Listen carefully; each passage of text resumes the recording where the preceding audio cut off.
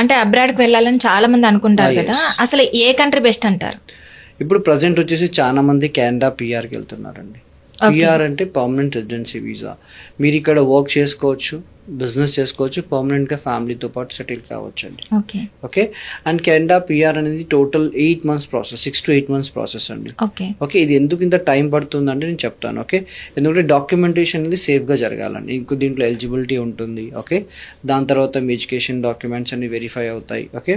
దాంతోపాటు IELTS training జరుగుతుంది మీకు. ఓకే.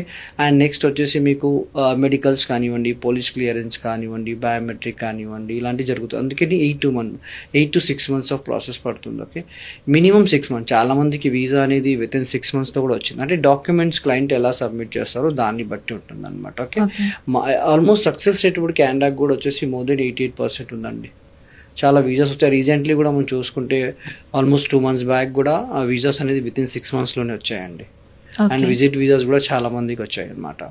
అండ్ కెనడా ఎలిజిబిలిటీ వచ్చేసి మనకి ఫస్ట్ మనం కెనడాకి అప్లై చేయాలి అంటే ఇప్పుడు ఏదైనా క్లయింట్ అంటే వాళ్ళ రెజ్యూమ్ని బట్టి ఫస్ట్ వాళ్ళ గైడెన్స్ అని ఇవ్వాలి. వాళ్ళ రెజ్యూమ్ అనేది వాళ్ళ ప్రజెంట్ వాళ్ళ ఎడ్యుకేషన్ బ్యాక్గ్రౌండ్ని బట్టి, వాళ్ళ వర్క్ ఎక్స్పీరియన్స్ బ్యాక్గ్రౌండ్ని బట్టి, వాళ్ళ ఏ కంట్రీకి అనేది మ్యాచ్ అవుతుంది, వాళ్ళ ప్రొఫైల్ ఎక్కడ జాబ్స్ ఉన్నాయి, వాళ్ళకి ఎక్కడ వీసా వచ్చే ఛాన్స్ ఉంది అనేది ఫస్ట్ క్లయింట్కి అనేది ఎగ్జాక్ట్గా తన రెజ్యూమ్ చూసేసి మనం గైడెన్స్ అని ఇవ్వాలి. ఓకే.